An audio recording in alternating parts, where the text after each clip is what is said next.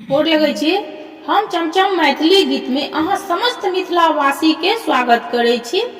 छठ के आइ हम फेर एगो गीत कहै छी और संग में हमर बेटी चंदा छथि। अहाँ सब गोटा हमर ई गीत देखब सुनब और हमर चैनल के सब्सक्राइब वीडियो के लाइक जरूर कर देबै। जय छठ मैया। हमरो के पार लगैया पड़ में सड़ी मैया